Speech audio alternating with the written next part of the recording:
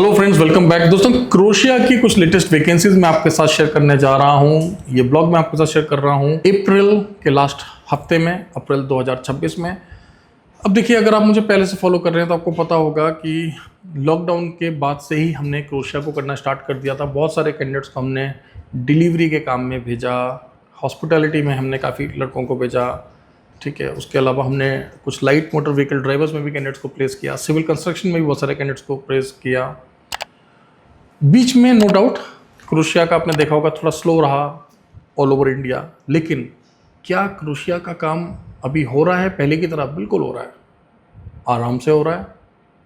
Work permit आ रहे हैं time पर, ठीक है, और साथ ही साथ वीज़ा स्टैंपिंग भी अच्छे से हो रहा है, कोई दिक्कत नहीं है। स्पेशली अगर आप ट्रेड बेन में जा रहे हैं, स्पेशली अगर आप स्किल्ड वर्कर में जा रहे हैं। हाँ, बीच में बहुत सारे अच्छे चेंजेस आए थे, बहुत सारे करेक्शंस किए क्रोशियन गवर्नमेंट में, जिसकी डिटेल में मैं नहीं जाना चाहूँगा। इन शॉर्ट, बहुत सारी कंपनीज को उन्होंने ब्लैकलिस्ट किया था, आपको पता है। थोड़ी सी सैलरी को बढ़ाया था, कुछ नए कॉम्प्लाइंस लेकर आए, ठीक है, चलता रहता है। देखिए, अब शेंगन में इतने सारे कंट्रीज़ हैं, अब हर एक कंट्री में क्या क्या छोटे छोटे चेंजेस हो रहे हैं।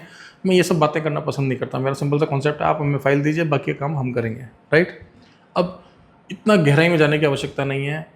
और आपको जानकर खुशी होगी, देखिए, जो पुराने कैंडिडेट हमारे जाते हैं और जो हमारे संपर्क में रहते हैं, ये दूसरी बात बहुत इंपॉर्टेंट है। क्योंकि कुछ कैंडिडेट तो क्या करते हैं, जाने के बाद tata bye bye, now we are over smart, we will see भविष्य में करना क्या है।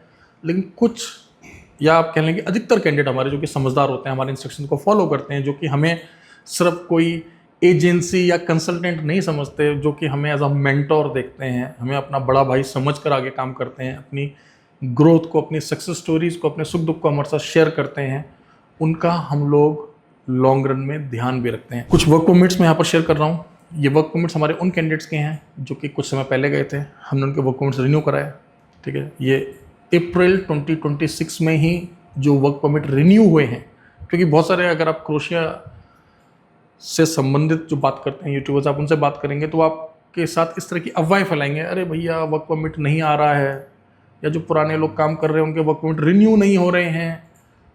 गलत।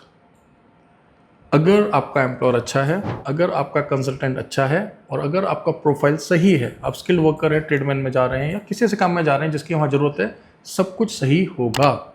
हाँ, एक समय था आज से 2 साल पहले जब क्रोशिया में बहुत आसानी से वीज़ा लगता था, हर किसी का लग जाता था, अनस्किल्ड का भी लग रहा था तेज़ी से। बहुत सारे लोग तो ओपन वर्क परमिट सेल करने लगे थे। ओपन वर्क परमिट नाम की कोई चीज़ नहीं होती है, लेकिन बहुत सारे लोगों ने क्या करा था, वहाँ पर छोटी छोटी कंपनी बना ली, वर्क परमिट निकाल दिए। कैंडिडेट जब वहाँ लैंड किया तो वहाँ पर काम ही नहीं है। तो कुछ को तो ऐसा चाहिए था और कुछ के साथ गलत हुआ। हमने नहीं किया, कईयों ने किया, राइट। आपको पता है, बहुत सारे लोग ऐसा सोचते हैं कि बस यूरोप शेंगन में मैं पहुँच जाऊँ फिर तो कुछ भी कर लूँगा। ऐसा नहीं होता। पहले ऐसा होता था, अब ऐसा कुछ नहीं होता। लैंड होने के बाद आपकी टीआरसी भी बनना चाहिए, आपको काम भी मिलना चाहिए, टाइम पर उसको रिन्यू भी होना चाहिए, तब जाकर ही आप अपने निवेश को, अपने समय को, अपने करियर को स्टेबल समझें। कोई भी सट्टा खेलने की आवश्यकता नहीं है। जब बात आती है यूरोप की, क्यों इतना बड़ा रिस्क लेना आपने? भले ही थोड़ा समय लग जाए दोस्तों, जो आपको टाइम बताया जाए उसका 1.5 गुना लग जाए, मैं बोलता हूँ दुगना भी लग जाए, लेकिन अगर आप एक जेन्युइन कंसल्टेंसी के थ्रू अपनी फाइल लगाकर बैठे हैं, चाहे वह मैं हूँ या फिर कोई और हो, भारत में और भी बहुत सारे अच्छे लोग हैं जो कि अच्छा काम कर रहे हैं, गवर्नमेंट ऑथराइज एजेंसीज हैं। कई बार आपको पता है किसी भी देश का टाइम कम ज़्यादा लग जाता है। अगर आप मुझे फॉलो करें तो आपको पता होगा, एक टाइम था हमने 2-2 महीने में वर्क परमिट दिए और 1-1 महीने में क्रोशिया की स्टैंपिंग कराई। और फिर एक टाइम ऐसा भी आया था कि 6-6 महीने में वर्क परमिट आ रहे थे और 3-3, 4-4 महीने ले रही थी क्रोशियन एम्बेसी स्टैंपिंग की। तो वो दौर भी हमने देखा है क्रोशिया का। फिलहाल सब कुछ नॉर्मल है, मतलब ठीक ठाक टाइम में जो है वर्क परमिट आ रहे हैं, टाइम पर अपॉइंटमेंट मिल रहा है स्टैंपिंग के लिए। तो चलिए काम की बात पर आ जाते हैं कि एग्जैक्टली हमें किस कैटेगरी के लिए कैंडिडेट चाहिए क्रोशिया में, राइट। तो दोस्तों, हमें एक तो शटरिंग कारपेंटर चाहिए, 800 से 1000 यूरो आपको मिल जाएगा, रहना खाना यहाँ पर फ्री है। इसके अलावा हमें मेसन और स्टील फिक्सर्स चाहिए, इनको भी 850 से 1000 यूरो मिल जाएगा। 93,000 से लेकर 1,10,000 रुपये बनता है भारतीय रुपये में, 850 से 1000 यूरो, जैसे कि मैंने आपको बताया, ठीक है। रहना आपको मिल रहा है, खाना या तो दिया जाएगा या फिर फूड अलाउंस आपको मिलेगा। मेडिकल इंश्योरेंस ऑफकोर्स आपको यूरोप में मिलता ही है, कोई बोलने या पूछने की आवश्यकता है ही नहीं। बढ़िया देश है क्रोशिया। अगर आपका प्रोफाइल मिलता जुलता है या फिर आपको लगता है कि इन कामों को आप सीख सकते हैं, ठीक है, अगर आप फ्रेशर हैं, 10th पास हैं, 12th पास हैं, ठीक है, या 8th पास ही क्यों ना हो। ECR का कॉन्सेप्ट नहीं है यूरोपीय देशों में, ये मैं आपको क्लियरली बता दूं। ठीक है, ECR ECNR को जब आप रिसर्च करेंगे तो आपको समझ आ जाएगा कि ECR immigration check required basically बना था खास तौर पे GCC कंट्रीज के लिए, और एक दो और नॉन GCC कंट्रीज थे, क्योंकि एक समय था जब कम पढ़ा लिखा व्यक्ति गल्फ में जाता था तो उसका एक्सप्लॉयटेशन ना हो जाए, इस चीज़ की संभावना हुआ करती थी। लेकिन आज के समय में ऐसा कुछ नहीं है। गवर्नमेंट ऑफ इंडिया काफ़ी प्रोएक्टिव है, विदेश मंत्रालय, भारत सरकार अपने दूतावासों के थ्रू, हमारे जो एम्बेसीज हैं, जो हमारे कॉन्सुलेट्स हैं, one of the best country जो कि ओवरसीज़ वर्कर्स को सपोर्ट देता है, राइट। मुझे इसलिए पता है क्योंकि मैं तो इतने साल से काम कर रहा हूँ। बहुत ज़बरदस्त सपोर्ट देती है हमारी एम्बेसीज, ठीक है, भारतीय कामगारों को। लेकिन तभी ये सपोर्ट मिलेगा आपको जब आप जेन्युइन तरीके से जाएंगे।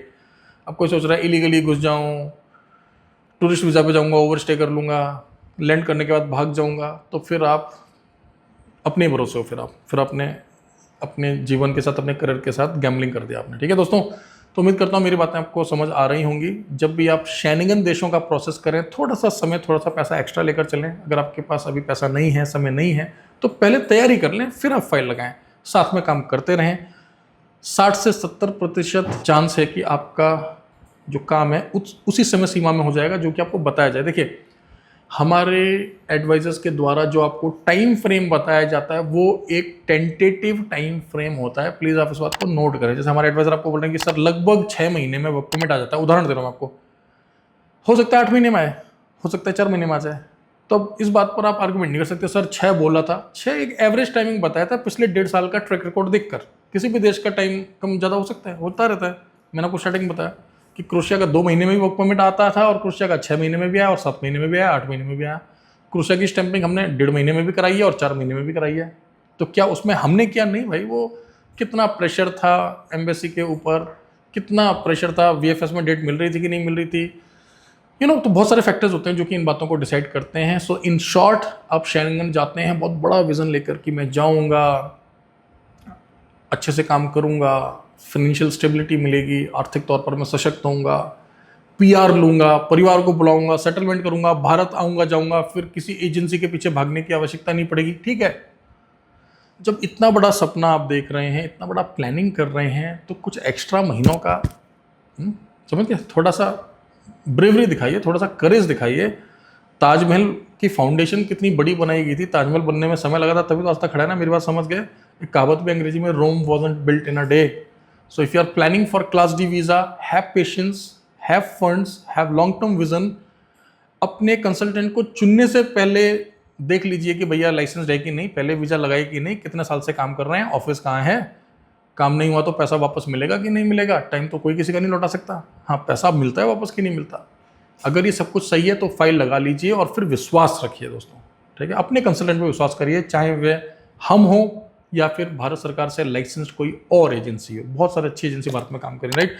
उम्मीद करता हूँ ये ब्लॉग आपको अच्छा लगा होगा। क्रोशिया से संबंधित अगर आपके मन में कोई भी मिसकॉन्सेप्शन है, कोई भी डाउट है, तो बेफिक्र होकर हमारे टीम से वर्किंग आवर्स में बात करें। जून 2026 में मैं खुद शेंगन जा रहा हूँ। हमने ये प्लान किया था कि 2026 में हम अपना एक ब्रांच ऑफिस एस्टेब्लिश करेंगे शेंगन के अंदर, लेकिन क्योंकि बीच में गल्फ में थोड़े तनावपूर्ण हालात हो गए तो थोड़ा सा वो प्लान आगे पीछे हो रहा है। लेकिन still we are working on that project.